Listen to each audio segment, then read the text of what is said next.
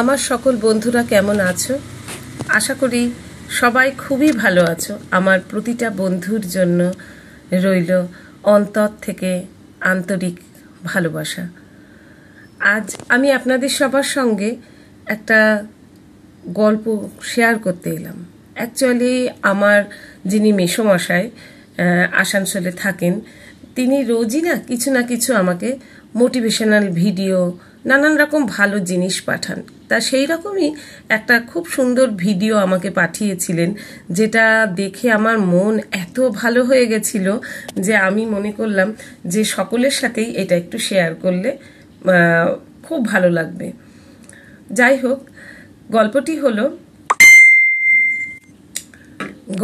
হলো একজন রাজস্থানের একজন রিটায়ার্ড আর্মি, যিনি রাজস্থানের মধ্যে একটা 400 গজের একটা বাড়ি কিনেছিলেন, যেখানে একটা আম গাছ রাখা ছিল। বাড়িটি সম্পূর্ণই তিনি তার মিসেসের জন্য কিনেছিলেন, কারণ তার মিসেস আম খেতে ভীষণ ভালোবাসতেন। তা সেই বাড়িটা কেনার পর, খুব সুন্দর বাড়িটি কেনার পর তিনি ওখানে বসবাস করতে শুরু করেন। আর ঠিক সেই সময় আত্মীয় স্বজন, বন্ধু বান্ধব, পাড়া প্রতিবেশী প্রত্যেকেই তাকে বলতে শুরু করে যে তুমি তো বাড়িটা কিনে ফেললে, একটা বাস্তু এক্সপার্ট যারা, তাকে দেখিয়ে নাও যে বাড়িটির মধ্যে কোনো বাস্তুদোষ আছে নাকি। তা ভদ্রলোক বললেন ঠিক আছে, তাই হবে।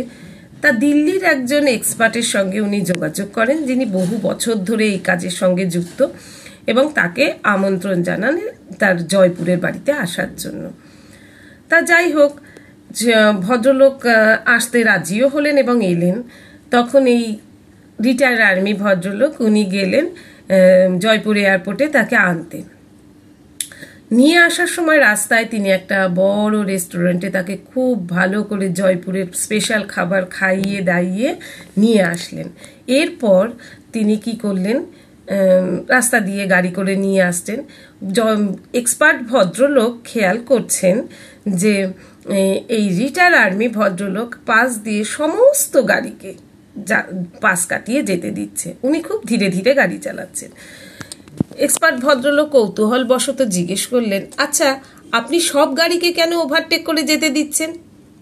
তখন এই রিটায়ার্ড আর্মি বললেন, আমার কোনো তাড়াহুড়ো নেই, ওদের নিশ্চয়ই কোনো এমার্জেন্সি কাজ আছে যার জন্য ওরা এত তাড়াহুড়ো করছে, তাই যাক না আগে, আমার কোনো ব্যাপার না।